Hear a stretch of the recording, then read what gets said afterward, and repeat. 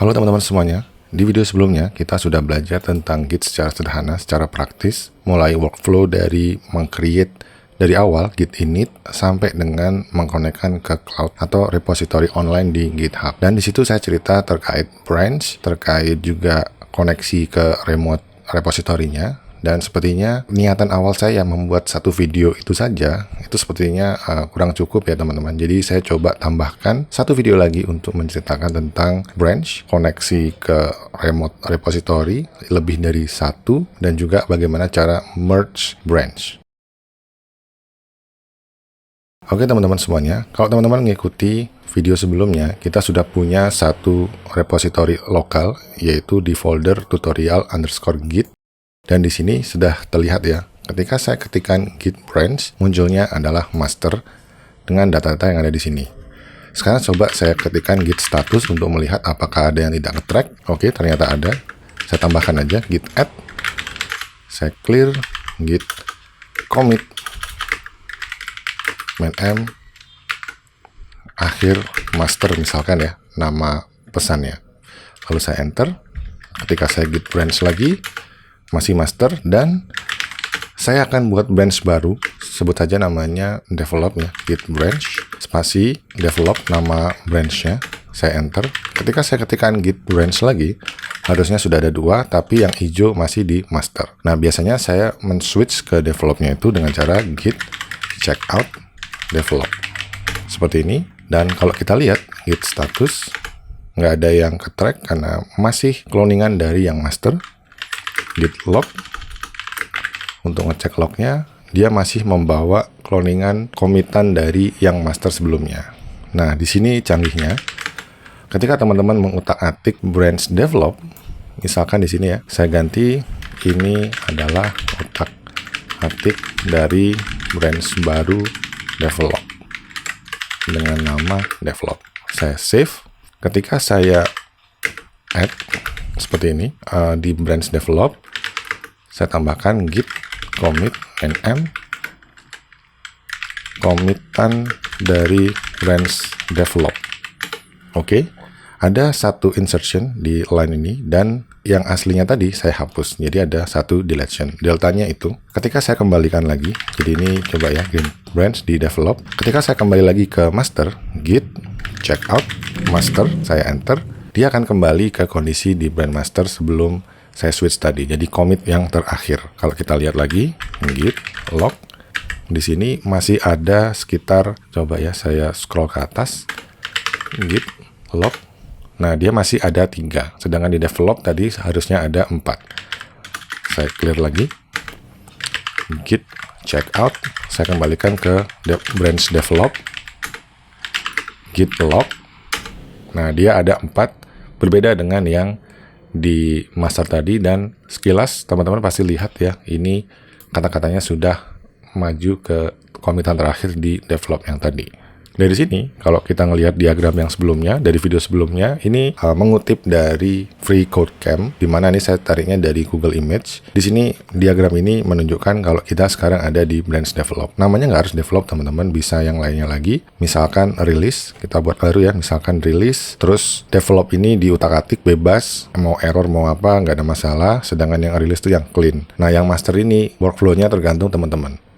Misalkan ya, tiap kali satu V version majornya ini bertambah, kalau ini kan V05 masih minor ya. Kalau misalkan dari V1 major pindah ke V2 major, baru di merge ke master gitu misalkan, itu tergantung ke teman-teman kembali. Nah sekarang coba saya buat branch baru lagi, git branch, namanya release misalkan. Saya clear, git branch lagi. Nah sekarang dia masih di develop. Kalau misalkan ke release, tinggal git checkout release, dan otomatis karena kita tadi dari develop, kita lihat lognya, dia cloning dari yang develop atau yang master. Ternyata dia copy dari develop. Jadi dia, karena tadi saya posisinya di develop, saya create branch baru, dia cloning dari branch develop. Sampai di sini, kembali ke teman-teman, apakah branch-nya cukup 2 misalkan, master dan develop. Ketika develop sudah nggak ada bugs, sudah clean, di merge ke master misalkan. Sebagai contoh di sini saya buat lagi, ini posisinya Kalau teman-teman lihat ya, saya ada di branch release. Saya check out di branch develop misalkan. Git log. Nah, di sini saya utak-atik. Ini perubahan baru dari branch develop misalkan. Sudah oke, tidak ada error. Ini bayangkan bukan kata-kata gini ya, tapi kode pemrograman gitu. Saya save, git add untuk menambahkan ke tracking system di branch develop, git commit, min m. Misalkan di sini fix atau bug fixing seperti ini. Kalau saya git log, dia sudah ada commitan yang terbaru. Saya clear. Sekarang kita merge branch develop ini dengan release. Jadi saya cek dulu ya. Git branch, kita masih di branch develop dan kita pindah ke release. Git check out release. Nah, jadi teman-teman pindah dulu ke branch yang akan menjadi branch utamanya. Dalam hal ini adalah release. Lalu panggil branch yang akan di merge dengan cara git merge develop. Jadi nanti branch di develop itu hasil codingannya dan komitannya itu akan di merge dengan branch release. Kalau saya merge develop enter, nah dia akan menambahkan hasil-hasil yang sudah di commit terakhir di branch develop ke branch release. Nah seperti itu saja untuk merging. Nah kalau misalkan teman-teman merasa yang develop ini kayaknya sudah nggak dipakai lagi, teman-teman tinggal menghapusnya dengan cara git branch spasi min d spasi nama branch yang akan dihapus. Jadi min d ini artinya delete. Tinggal di enter. Kalau kita git branch lagi, tinggal ada dua, yaitu branch master dan branch release. Nah sekarang kita ketikkan lagi git remote min v untuk ngecek koneksi online-nya tuh kemana saja. Dalam hal ini namanya ini adalah origin dan kita bisa menambahkan repositori kedua. Jadi teman-teman bisa nge-push ke repositori yang berbeda. Dalam hal ini misalkan masih sama-sama GitHub ya teman-teman. Saya punya satu branch lagi.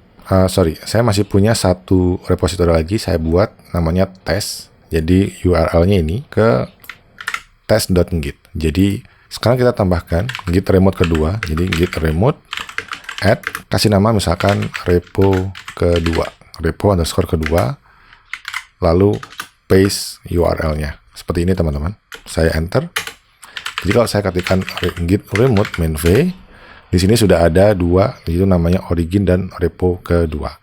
Nah, kalau teman-teman pengen nge-push ke repo yang berbeda, kalau kemarin kan kita git push, hasil komitannya ya. Jadi komitan yang terakhir git push, nama koneksinya origin master, kan seperti ini. Nah, sekarang kita bisa ganti originnya ini sesuai dengan nama yang ada di sini. Jadi ini cara kalau saya sendiri ya menggunakan yang GitHub ini untuk yang production, GitLab yang untuk development bersama teman-teman. Jadi kita punya akun GitLab, sama-sama ngoperasinya di GitLab. Ketika sudah fix, kita push ke GitHub untuk di share ke production. Ya sebenarnya workflow ini tergantung bagaimana teman-teman mendesainnya atau bagaimana organisasi teman-teman mendesainnya ya. Dalam hal ini kita coba upload ke repo kedua. Git push repo kedua spasi master, kita enter, pastinya dia akan minta, bisa langsung connect ya. Biasanya minta username dan password, dan karena kebetulan sudah secara global terkoneksi username dan email saya dan passwordnya, dia bisa langsung ke push ke GitHub karena sama-sama GitHub. Kalau misalkan saya refresh di repo test, nah dia akan maju atau bukan maju ya, synchronize dengan data-data yang ada di branch yang sudah ada di lokal. Jadi branch master, branch release, coba kita lihat. Brand master. Kebetulan kita pushnya yang brand master. Nah, ini perlu diperhatikan. Kalau tadi kan kita koneksinya git branch. Kita ada di branch release. Kalau misalkan kita check out ke master, nah dia akan mundur yang file baru ini. Coba kita buka isinya. Oke, berarti kita tadi nge-push yang masternya. Sekarang kalau kita git push repo kedua, kita kasih nama release, berarti yang ke push adalah branch yang release-nya. Jadi itu yang tadi saya lupakan. teman-teman bisa memperhatikan waktu nge-push ke repository online-nya. Git push, repo kedua, release, resolving deltas, oke. Kita refresh lagi teman-teman. Di repository test, harusnya ada dua, oke. Ada release dan ada master. Kalau kita buka yang coba buat file baru dari branch release, datanya sudah berbeda dengan yang tadi branch master. Oke, mudah dipahami ya teman-teman. Hari ini kita sudah belajar cara untuk membuat branch baru, pindah switching antar branch, merging antara branch, dan juga koneksi multiple repository di GitHub atau di GitLab atau di cloud. Dalam hal ini saya contohkan GitHub, di GitLab lebih kurang sama teman-teman. Semoga bermanfaat, sampai berjumpa di video selanjutnya.